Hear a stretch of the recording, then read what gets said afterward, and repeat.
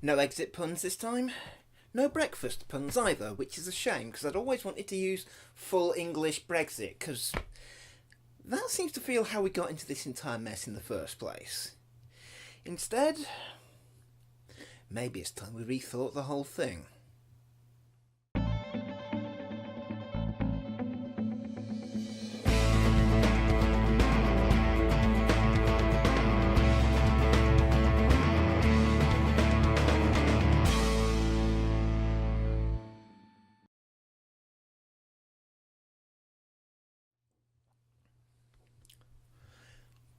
Over the past 2.5 years, since just before the referendum until, and then starting obviously after, I've been putting out some of my thoughts about it.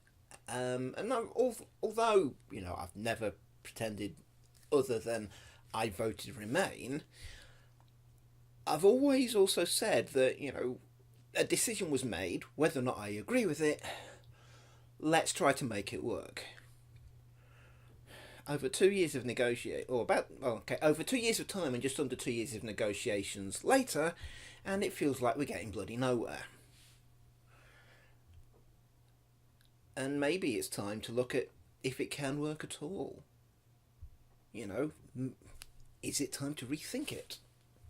I mean, the referendum result was always said, even before the referendum, that it would be legally non-binding, an advisory more than anything else. Although, the results were promised to be implemented by the government at the time.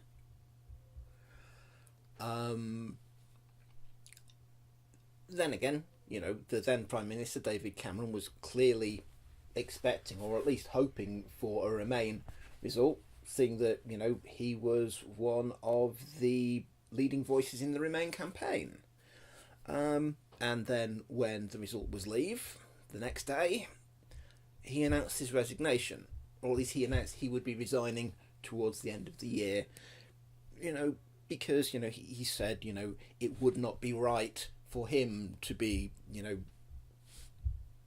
think the phrase he used was steering the ship. And in some ways it seems a bit of a, well, it's someone else's problem now move.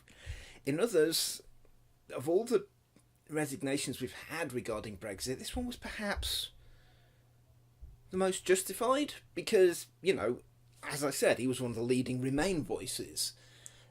If he feels that he would not be the right choice to try to lead a country to leave, I don't think it's just words. He would not be the right person for that. Although he was the one who initially got us into the mess. But even then, he had promised that if he got, if the Conservatives won the election, he would announce, a referendum, because people kept asking for it. So in some ways, people kept asking for stuff. He said, yeah, if we're still government, we'll hold one. They were. They did.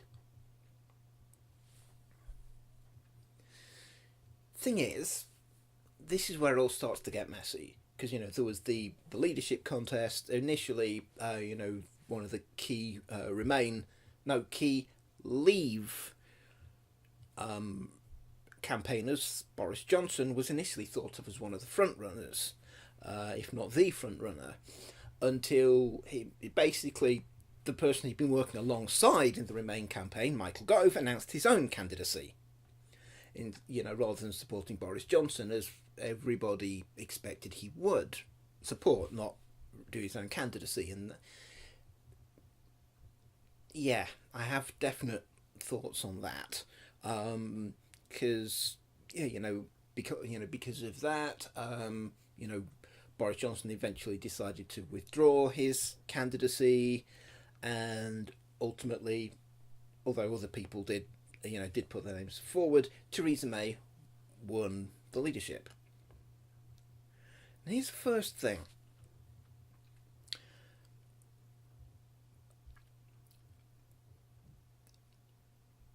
Again, although I did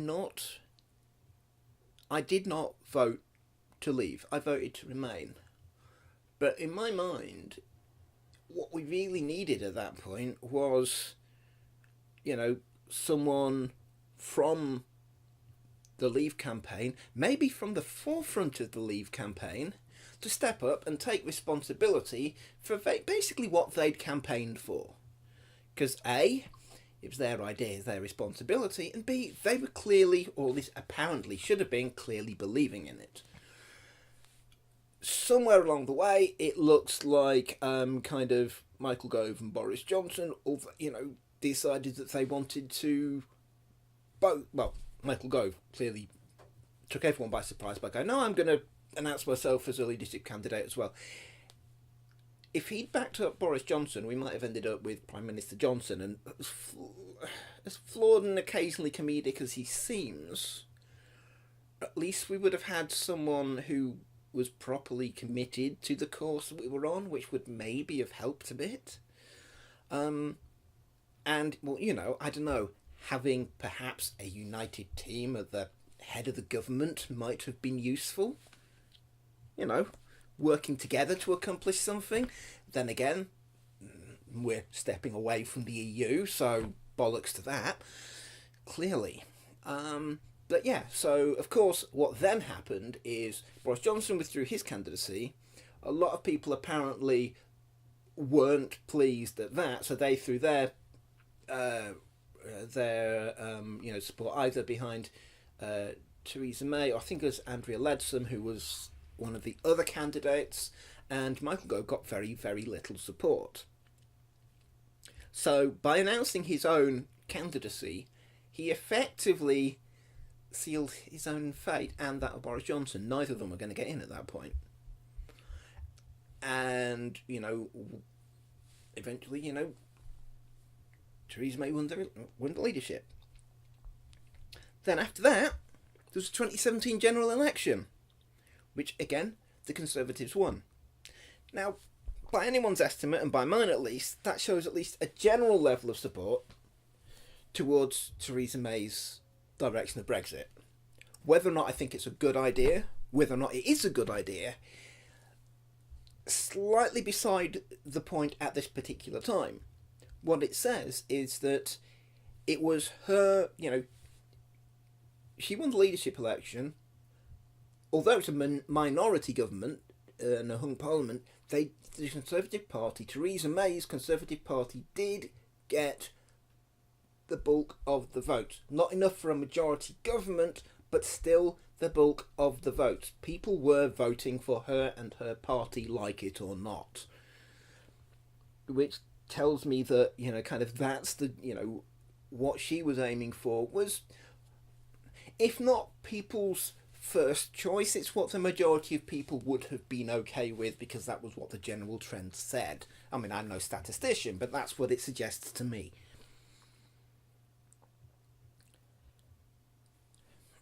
Only the problem is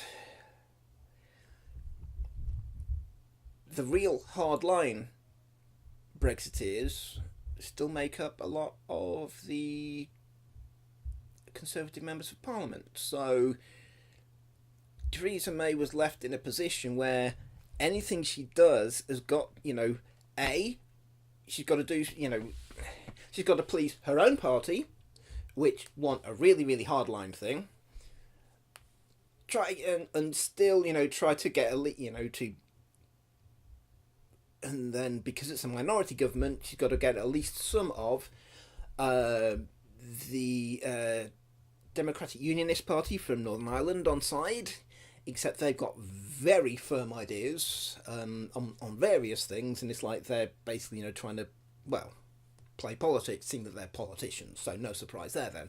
And then the Labour Party, the opposition party, if you can get some of your allies and your enemies on side, you get, your majority through for things. And here's the problem. In Parliament, Theresa May does not have a majority. For getting to where she was and the her party being in control is what people wanted, or at least what the least people didn't want. Except the things that basically the people and parties that people didn't vote for have got very, very loud voices in the government, which is basically contributing to the complete mess that we are in. So, a current summary, facts or opinion, or a mix thereof. I don't know how much of it is facts and how much of it is my opinion. Like I said, there'll be a bit of both in there, but like I said, it's my thoughts, so I don't know how much of it is my bias. But as I've always said, 52 to 48 was definitely a general indicator of rather out than in. Like it or not, that's kind of what we asked for. But it also was not really an out at all costs. But also, the referendum was always stated as being an advisory. The implementation was promised, but by Cameron's government. So again, at this point, it's like, does something promised by a previous government hold when you got a completely different Prime Minister in charge, even if it's the same political party?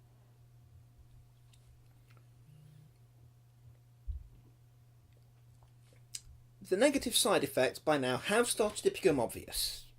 Maybe less pronounced than, some feared, but clearly there are issues. The positive side effects are mostly yet to materialise. And some of the stuff that, that was campaigned for, heavily campaigned for, has since been found to be untrue.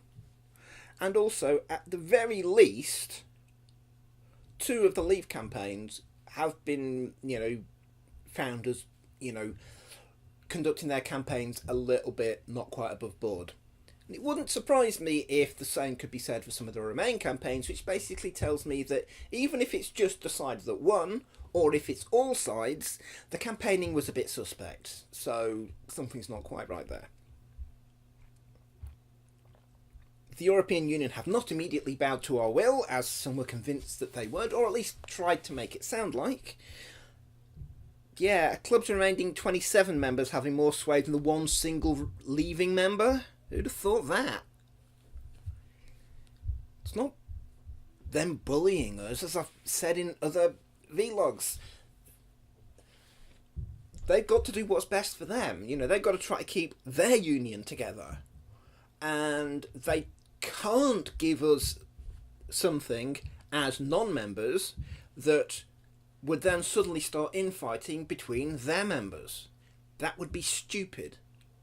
It really would. Then there's the Northern Ireland problem, and once this became apparent, it wasn't going away. There is no way, or no obvious way, of having a solution that both gives a clean UK-EU split and doesn't involve either a hard split between Northern Ireland and the Republic of Ireland, or some sort of checks on between Northern Ireland and the UK through the Irish Sea, and treating them slightly different than the rest of the Union. It's just there has to be a split, one side or the other, if you're also going to have the control of our borders. It's one of those, you can't control all of our borders except one. And it's the most, but the problem is it's the most politically sensitive one.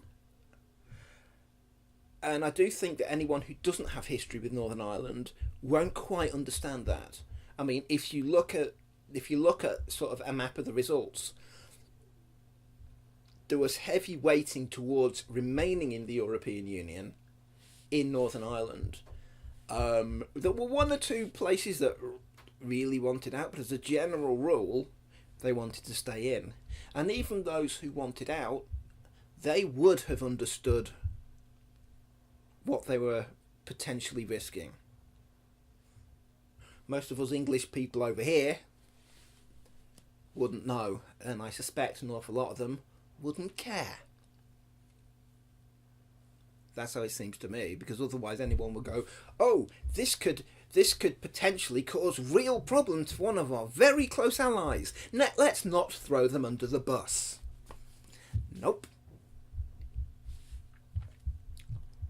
So after nearly 2.5 years, with only months before the actual split date, things are still up in the air, and negotiations seem to be focused on political ideals rather than things that are actually going to affect people. Like, what about EU citizens in the UK citizens living in the EU, and the industry side of things, because so many industries these days use just-in-time delivery, so they're getting stuff shipped across, so they don't have to warehouse quite so much stuff, and they rely on things getting in with, well, basically no border checks because we don't have them in the EU.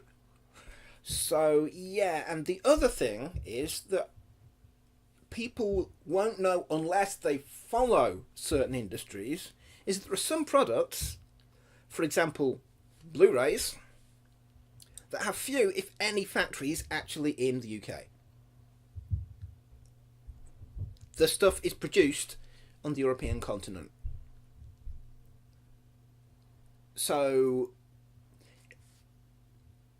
any additional time on border checks, any additional costs on border checks will directly impact what a lot of people probably think of as purely British products. That BBC Blu-ray might well have been pressed in Russia. Then suddenly, if there's more border checks, yeah, that British product is going to be harder to get onto your nice British television set. Well, that thing that's probably also shipped from across the continent and then takes longer to get to the British warehouses, but yeah. So at this point, things go to hell in a handbasket. The Brexit that was promised is pretty much impossible. The versions of Brexit that are possible seem to be largely unwanted by one, other, or both sides, although, to be honest, with such a close result, 52 to 48, maybe something that neither side is completely happy with is what we want. Because what it means is neither side is completely unhappy with it, sort of. But if we go back to the original points, the referendum was advisory. If advice is bad, or eventually doesn't pan out, deciding against that advice isn't a bad thing. It's not any sort of betrayal. It's kind of going, well, you said we should do this, and it's kind of not panning out. Let's try something else. That's called common sense. And okay, yes, the government promised to follow the results, but firstly, as I mentioned before, it was a previous government, even if the same party. But promises are also, if more binding, still similar to advice. If a promise turns out to lead you down a bad path, or it's impossible to fulfil, sometimes you've got to change course. It's like, we promised to do what you asked for. You asked for something that we have tried but cannot get. Yeah. Again, it's not a betrayal to give up at that point because they have tried. They've certainly not bloody succeeded, but they've tried. They didn't just go, we'll take your ideas into consideration, think about it quietly for a bit, and then kind of, nah, we're not going to do that. We don't think it'll work, and do it all behind closed doors. They have given it a try. Even if they come out with a bloody awful mess. And they have done it publicly. They've always, we've known what it is that they're discussing. We've known what the other side is discussing. We might not always like it, whichever side of the argument we're on, but we've known what's going on. And it's not panning out. And maybe it's time to rethink. Neither redo a referendum or just say Brexit isn't viable, or at least at the moment. Because if close to 2 years of negotiations can't even begin to find a result that people like, maybe it's just not to be. No amount of wishful thinking will stop something just being wishful thinking. Chances are, if you're in any job where sometimes you've got to say no to people, and people keep on kind of going, but I don't get it. Why? Surely it should be as easy as just doing this. It's like, you'd think so, but no. Sometimes you just can't do what people want. You can try, give it a bloody good try, but sometimes things just are not going to pan out. And it doesn't matter how much people can kind of complain and scream and rant and rave, sometimes it just ain't going to happen. And although for the past 2 and a bit years I've been trying to say, well, let's see if we can make this work, even if I'd rather it didn't, looks like it just isn't going to. And maybe